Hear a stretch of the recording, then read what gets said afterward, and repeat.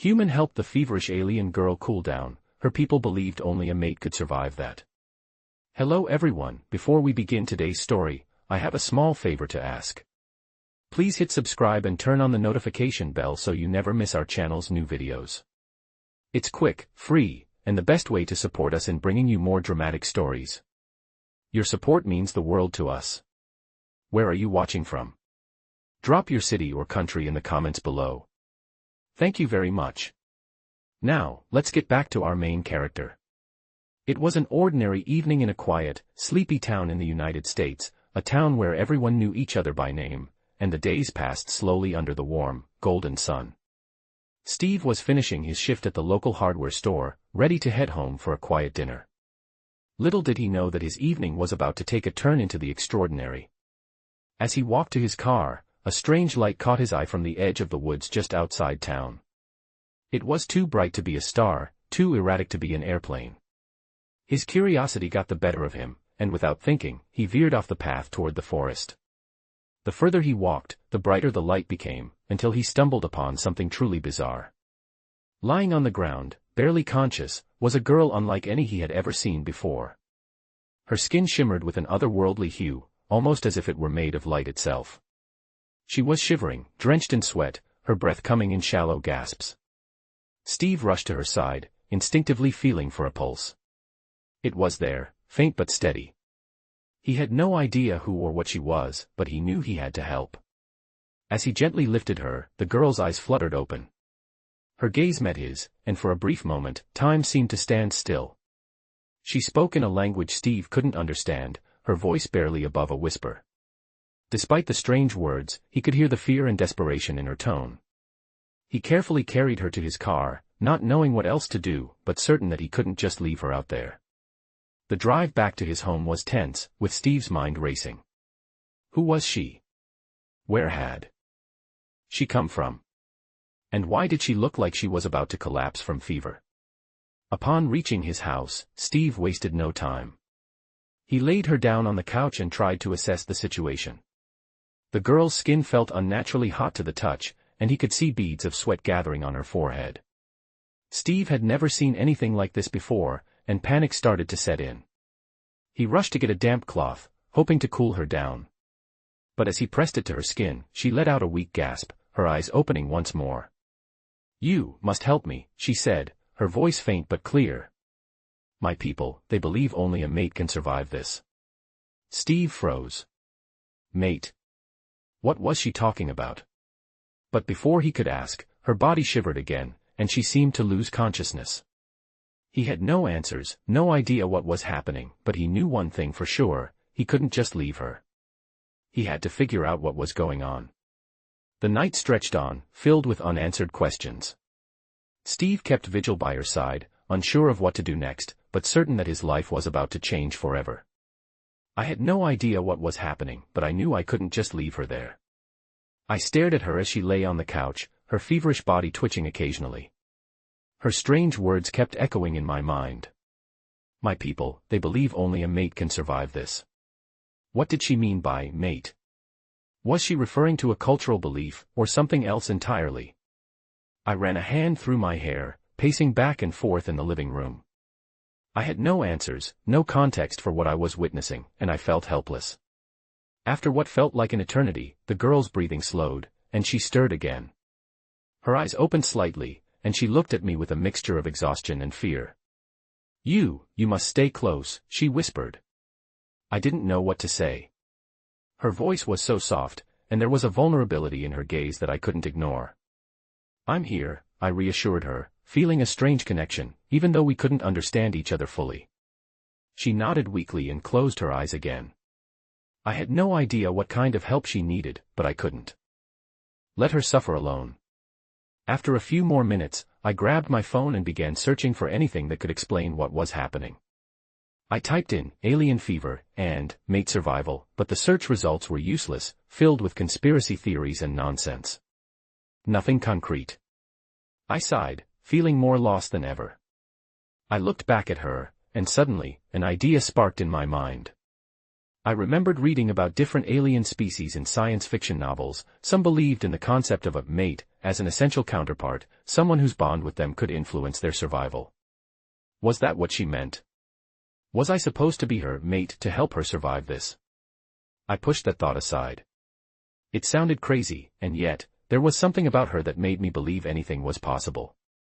My thoughts were interrupted by a weak cough. Zara, at least, that was the name she had managed to say earlier, shifted on the couch. "I'm sorry," she murmured, her voice barely audible. "I didn't mean to come here, like this." I rushed to her side, gently placing a hand on her shoulder. "You don't have to apologize. Just rest. We'll figure this out." I didn't know how or when, but I had a feeling that my life was about to change in ways I couldn't imagine. As the night wore on, I stayed by her side, keeping her cool with damp cloths and trying to calm her fever. I kept talking to her, even though I didn't understand everything she said.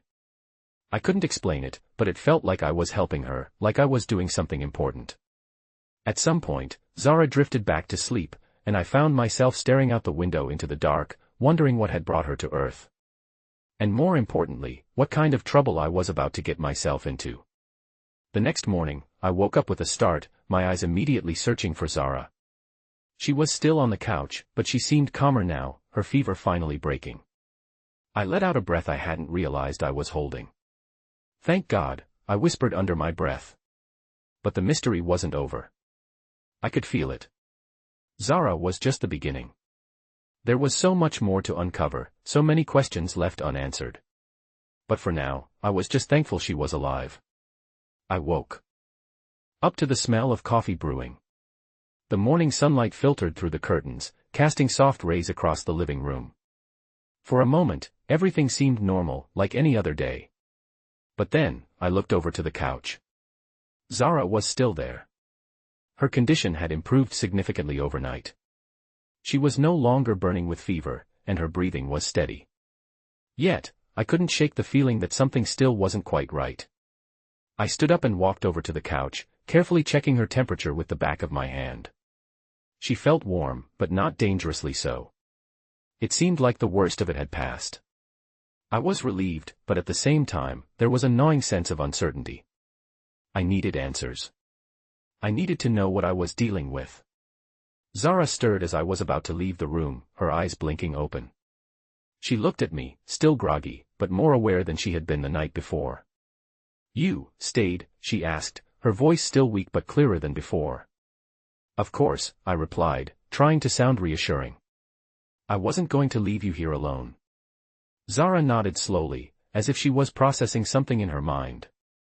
"Thank you," she said quietly, her voice full of gratitude. I don't know how to explain this. My people, we are not like you. Our lives are tied to mates." Her eyes seemed to drift away as she spoke, as if recalling a memory that was painful to revisit. "When a member of my species becomes sick, only their mate can help them heal. It is a biological bond, not just emotional." I furrowed my brow, trying to understand. "So, you're saying, you needed a mate to survive this fever?" I asked, cautiously. Zara nodded, her face pale as she glanced at me. "Yes. But it's not like your relationships. It's more primal. If a mate is not there to help, the fever becomes lethal. Without them, I would not have survived." Her words sent a chill down my spine. I wasn't sure if she was serious or if this was some cultural misunderstanding, but the intensity in her eyes made me believe her. There was no mistaking the fear in her voice. I opened my mouth to ask more, but Zara interrupted me. "I know this is strange to you," she said, her voice shaky. "I don't expect you to understand. But I believe I am alive because of you." I felt a rush of emotions, relief, confusion, but also a sense of responsibility. How could I have helped her? I didn't even know what I was doing, or why I felt so connected to her, even though she was from another world. But before I could respond, Zara closed her eyes, looking exhausted once again. She was clearly still recovering, but there was something different about the way she looked at me now. It wasn't just gratitude. It was something deeper.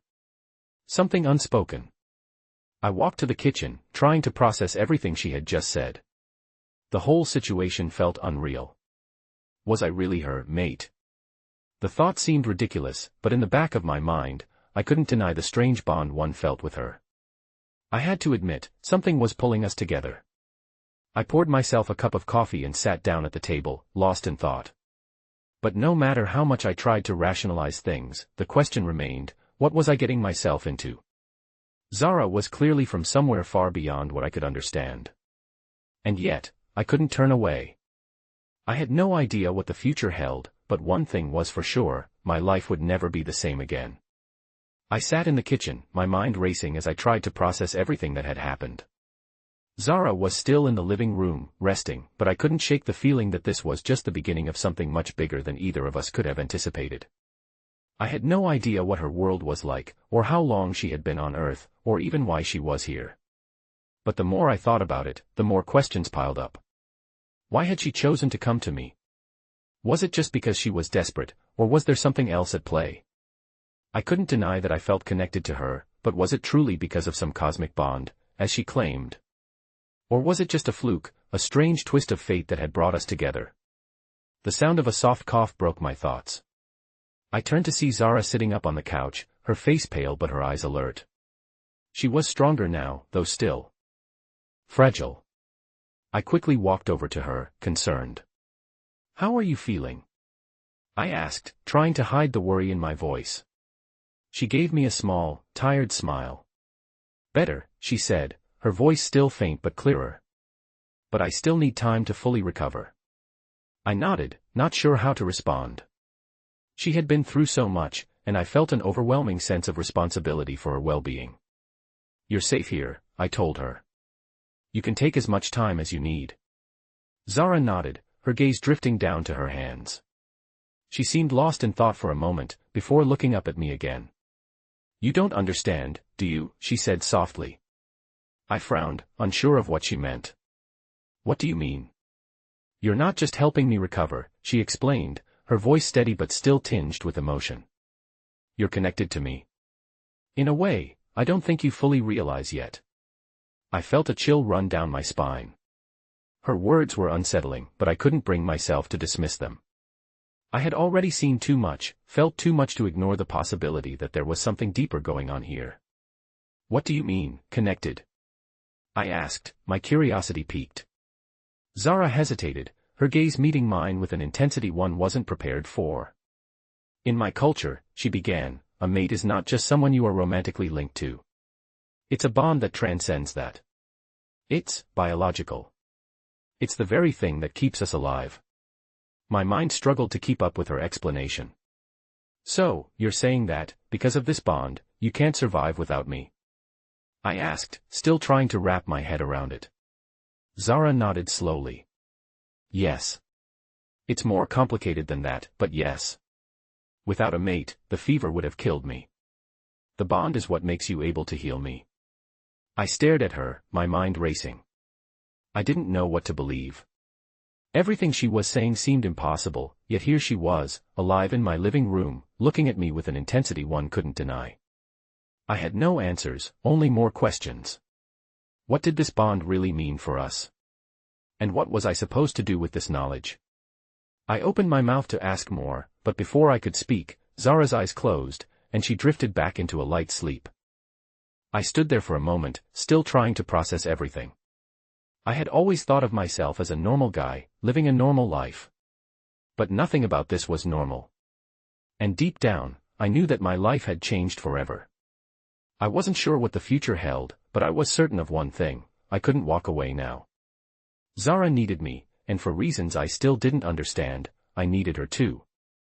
I spent the next few days trying to make sense of everything. Zara's fever had broken, but she still wasn't fully recovered. She rested most of the time, only waking up for brief moments, often to drink water or eat a little something. I could see the exhaustion in her eyes, but there was something else there too, something I hadn't noticed before. She wasn't just physically drained. She seemed lost in her thoughts, as if there was a part of her that was still far away, far beyond my reach. I continued to care for her as best as I could, trying to keep her comfortable and at ease. She never asked for much, but I could sense that her gratitude for my help was genuine. Still, the more I tried to learn about her, the less I understood. Each time I asked her about where she came from, she would go quiet, or change the subject. It was clear that her past was something she wasn't ready to share. One evening, as I sat at the kitchen table, sipping my coffee, I noticed Zara standing by the window, staring out at the darkening sky. I could see the weight of something on her mind. Without thinking, I stood up and walked over to her. "Zara," I said softly, my voice hesitant. "What's going on? You've been quiet lately." She turned to face me, her eyes filled with a mixture of sadness and uncertainty. "I don't belong here," she said, her voice barely above a whisper. "This place, it's not my home. I'm not supposed to be here." Her words hit me like a ton of bricks. "What do you mean?" I asked, my heart pounding in my chest. "Why are you here, then?" Zara looked away, her gaze drifting back to the window. "I came here because I had no choice," she said slowly. "My people, my world, it's not safe anymore. I had to leave." I didn't know what to say. I could feel the weight of her words, but I wasn't sure I fully understood. "What happened to your world?" I asked, my voice gentle. Zara took a deep breath before answering. "There's a war," she said, her voice trembling. "A war between my people and another, a war that's destroying everything. I escaped, but I don't know how long I can stay here. It's only a matter of time before they find me." The gravity of her words settled in the room like a heavy fog. I stood there in silence, unable to think of anything to say. How could I even begin to help her? I wasn't prepared for something like this. "I'm sorry," she whispered, as if she could sense my confusion. "I never meant for you to get involved in this. You don't deserve any of this." I shook my head. "You don't have to apologize. I'm not going anywhere. You're not alone in this." Zara looked at me, her eyes searching mine, as if looking for something, an answer, perhaps, or a sign that I meant what I said. "You don't understand," she said softly. "This isn't just about me anymore. It's about you too. If they find me, they'll come after you. You'll be in danger because of me." Her words sent a chill down my spine. I had never considered the possibility that I could be in danger too. But in that moment, as I looked into Zara's eyes, I knew I couldn't turn away. She had already become a part of my life, whether I liked it or not. "We'll figure this out," I said, trying to sound more confident than I felt. "Together." Zara didn't say anything, but I could see the faintest flicker of hope in her eyes. I didn't know what the future held, but for the first time since she had arrived, I felt like I was ready to face whatever came next. This was bigger than anything I had ever imagined. And I wasn't going to let her face it alone. I had barely slept the night before, my mind racing with the weight of everything Zara had told me. The idea that I was now involved in something much larger than myself was hard to grasp. How had my quiet, normal life spiraled into this? A war between alien species, and now Zara's life was in my hands. I looked over at her as she sat by the window, lost in thought. I couldn't imagine what it must be like for her, knowing she had escaped a war, and now she was here, vulnerable, isolated, and completely dependent on me. My heart ached for her, but I also felt a sense of duty, something that I couldn't ignore. I had promised I wouldn't leave her. I had no idea what was going to happen next, but I couldn't turn back now. The next morning, I decided to take action. If Zara was right, and someone, or something, was searching for her, we couldn't just sit here and wait for them to find us. "We need to move," I said to Zara, trying to sound more confident than I felt. She looked up, her expression weary but resolute. "What do you mean?" she asked quietly. "I mean, we can't stay here," I said, pacing a little. "I don't know how much longer we have before whoever is after you shows up. We need to leave, go somewhere safe." Zara's eyes widened slightly. "You want to leave? You don't know what you're asking. If we move, they'll track us. They can find us anywhere." I felt a wave of doubt, but I knew I had to act. "Then we need to get ahead of them. I can't just sit here and wait for danger to come knocking. I won't put you at risk." There was silence between us, as Zara seemed to weigh my words. "I understand your fear," she said finally, "but there is Northwest safe place for Maine." "Not really." I could hear the sorrow in her voice, and it made my chest tighten. I couldn't imagine the kind of life she had lived, always on the run, always fearing for her safety.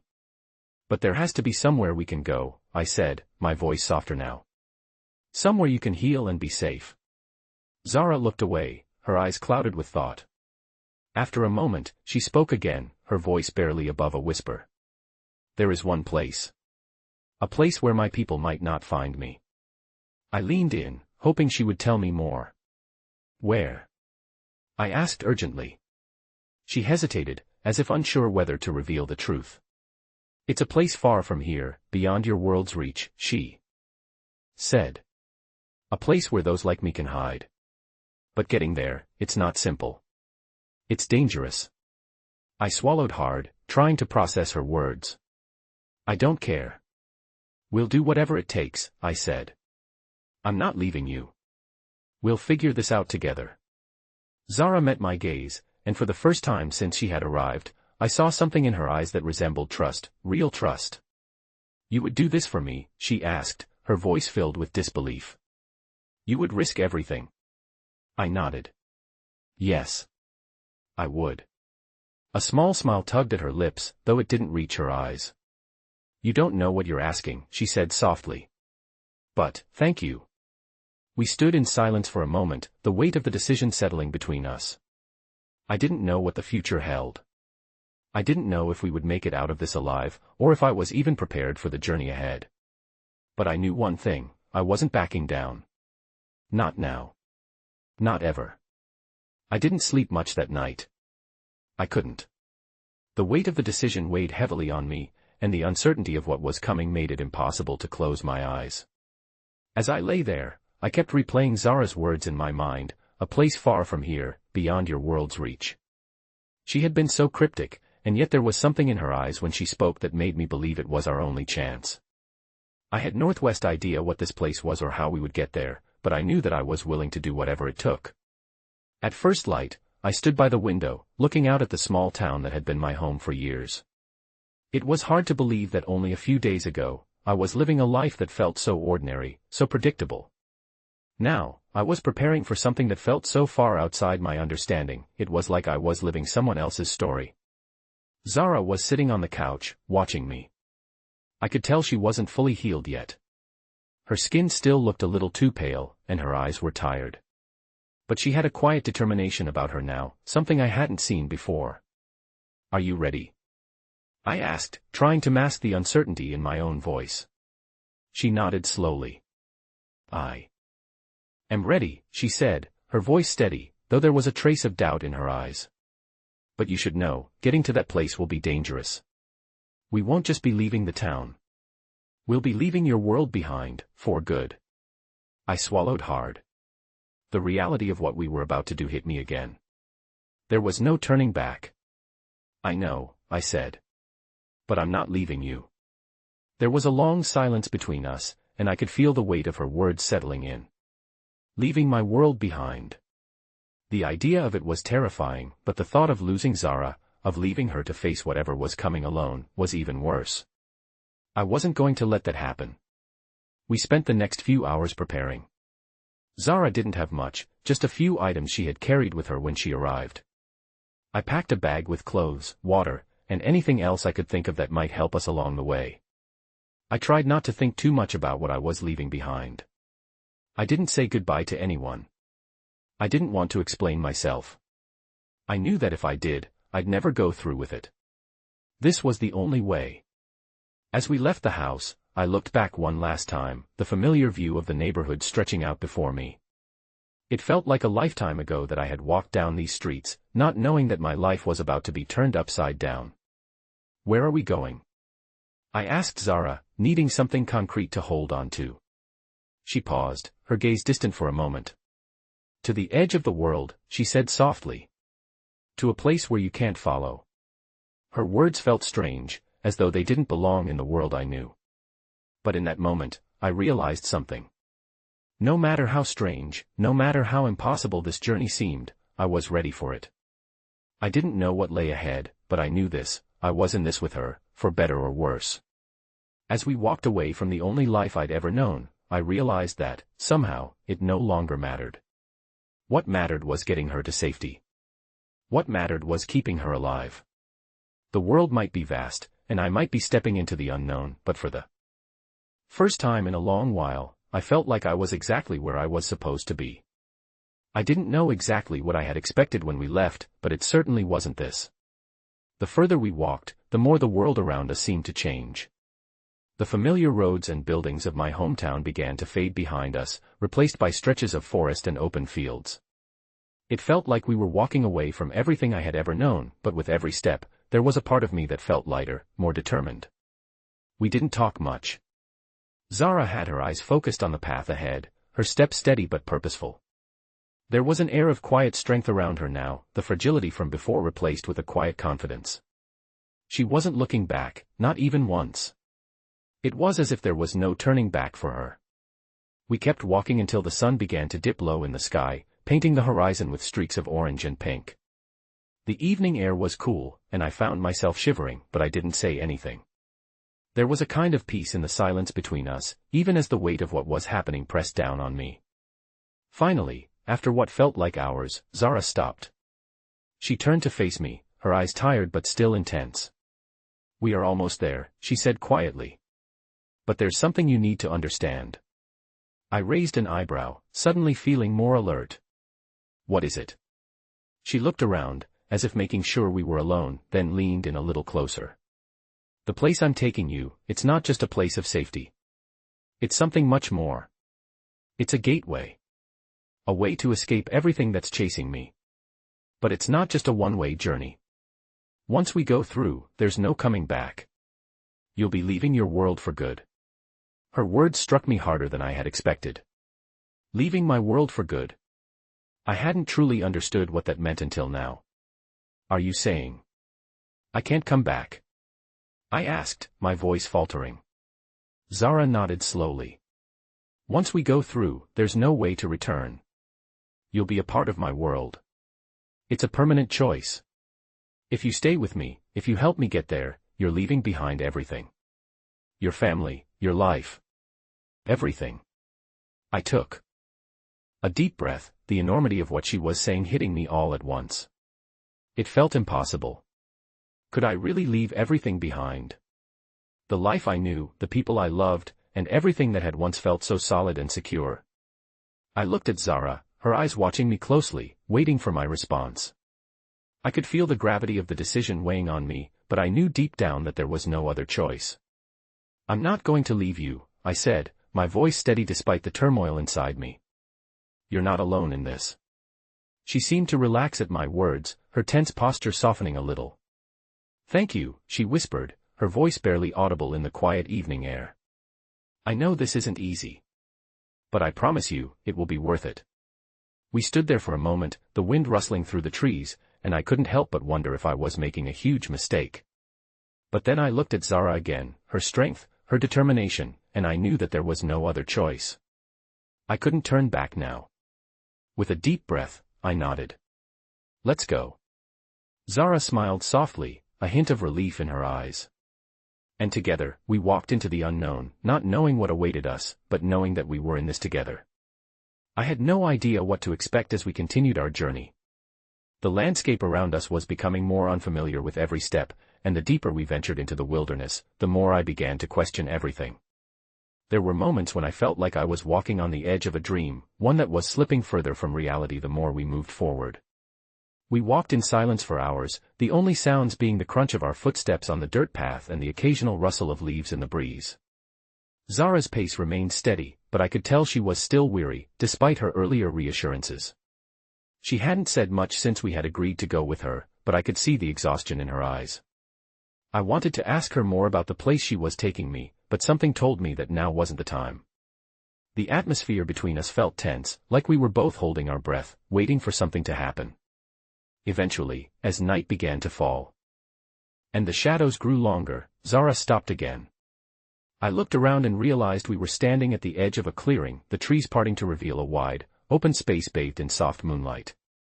"We're here," she said, her voice almost a whisper. My heart skipped a beat. I had no idea what to expect, but the place in front of us didn't look like anything I had imagined. In the center of the clearing, there was a structure, an ancient stone archway, its surface covered in intricate carvings I couldn't understand. It looked like something out of a history book, or a dream. There was an energy in the air, a strange hum that seemed to resonate from the arch itself. I stepped closer, drawn to it despite the unsettling feeling crawling up my spine. "This is it," Zara said, her voice barely audible. "This is the gateway." I stopped, trying to process her words. "A gateway?" I repeated, looking at her for confirmation. She nodded slowly. "It's a portal. A way to leave your world and enter mine." Her eyes met mine, and for the first time, I saw a flicker of doubt in them. "Are you sure about this?" I asked, my voice filled with uncertainty. "Once we go through, there's no turning back. You can't return to your old life." I could see the hesitation in her eyes, and it made my heart race. But as I looked at the archway again, I realized that there was no other choice. I had come this far. There was no going back. I turned to her, nodding. "I'm ready," I said, my voice more confident than I felt. Zara smiled faintly, the relief in her eyes visible. Without another word, she stepped toward the archway, and I followed her. As we approached the stone structure, the hum grew louder, vibrating in the air around us. The carvings on the arch seemed to shimmer as we got closer, almost as if they were alive, glowing faintly in the moonlight.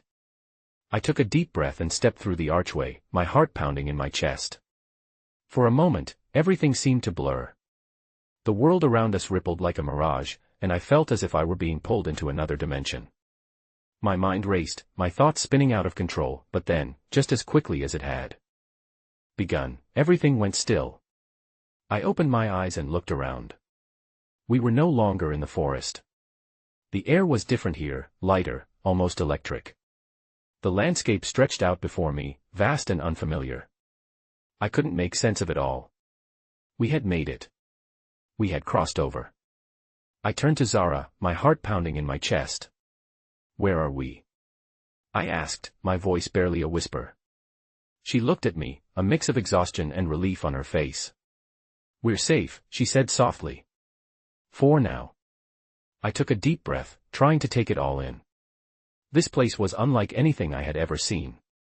And yet, somehow, I knew that this was just the beginning of a much larger journey.